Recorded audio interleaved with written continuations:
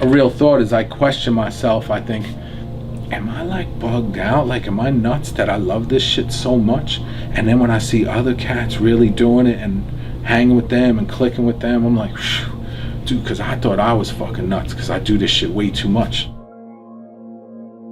So I'm like, all right, so I am doing the right thing because people do get it.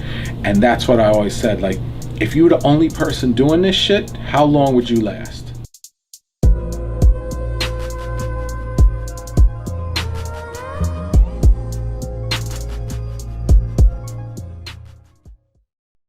But I found that my name fits into just about any scenario that I can think of.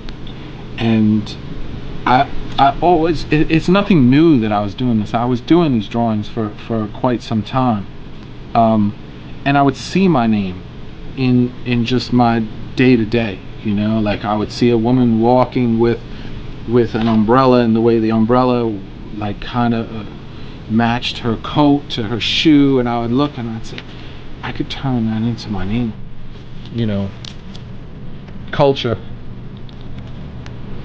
just randomness of seeing my name. And that's another thing with my name. It seems to fit into these things really well. The roundness, or you know, I don't know if I can do it with another name. And people have asked me, oh, can you do that with my name? And then they got like an 8-letter name, and there's no way I'm putting your 8-letter name into a bag of oranges for you, man. It's just not gonna be a whole catastrophe, you know. Grilled cheese, just crazy shit. Because again, in doing pieces and doing pieces and doing pieces, you reach a point here. This is a classic example of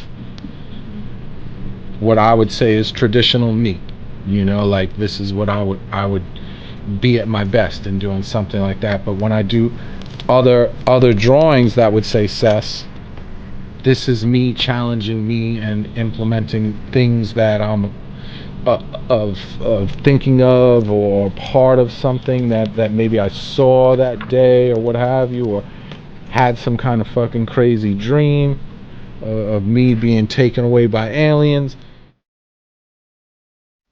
I have other compressors that are very loud, and it's like, it's not fun to be bombarded with all kinds of noise when you're painting, you know.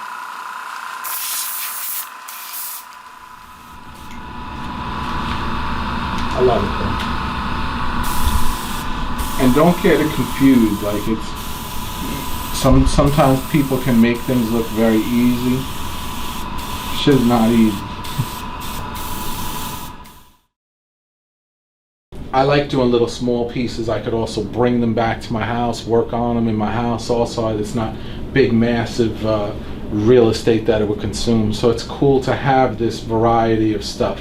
And I've always done this, so it's something that I feel comfortable in doing, you know. And I end up liking them so much. Sometimes I just hide them and keep them for myself, you know, because so much goes into this little universe, you know. A friend of mine that I grew up with, who actually started me writing, his name was Randy. He was like my neighbor. He was the first person to bring me out to go rack and paint, to go ride on the trains, to go check shit out, and pointing out who's who and what's what and this and that, and showed me whatever, you know, he could at that time. This is probably like early 1983. So when I first started writing, I wrote Cess, based upon being influenced by seeing these other guys' work. I really liked the S and the E. I felt that they were very aggressive. By I think 85, I changed it to CES.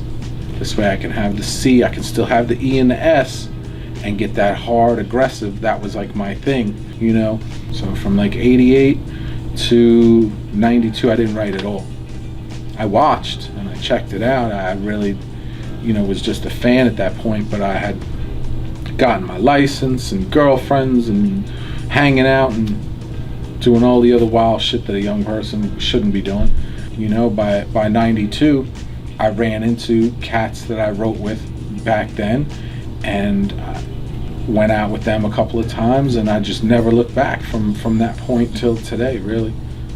In the comeback of gathering and meeting with like-minded people, who then introduced me to other like-minded people, and where to get what, the right supplies. Everything was stolen back then. It wasn't like today where with sponsorships or walking into a graffiti shop and buying cans and buying caps, and it's just like it's a whole marketplace, which is great. Evolution, either you with it or you ain't. You can shut off and pretend that these things aren't happening, but they're actually fucking happening, and you could either embrace it or, you know, or shut it out and continue on your path. That's on you. I embrace it for the most part, but the level of which the talent level of graffiti at this point is just astronomical. Like, it can be very intimidating to look and say, they did that shit with spray paint. I actually built this desk, I don't know, last year. It was actually like a legit office desk, but I fucking carved all the wood, made the piping on the sides, and did everything, and painted it. I had friends of mine make me the vinyl lettering and numbers here to have it put on, and it's like an official fucking Subway desk, you know. So I love it. The problem is I built it in here, and I don't think I can actually fit it back through the door when, you know, when it's time to go. So, and you know what? I don't think I've ever even sat at it. This is more like it's like a showpiece, you know. It just looks cool. That's how I look at graffiti at that point of style writing. Is you can't run but so far from it, because it's timeless. You know, you can look back into the history of what the 70s cats were doing stylistically, like I said, phase, riff, and on and on and on. From there, you look back to that and you're still blown away by what they were doing. And now to somebody in 2019, that might seem very primitive, but they can't fuck with it. You know, and again, it's an opinion. It's an opinionated game. So nobody could say, no one person can say that this is fact and law, that these are the things and this is what this is. It's opinion, and it's what you like. You can't tell me what to like, you know. I know what I like. I like graffiti style. Lettering.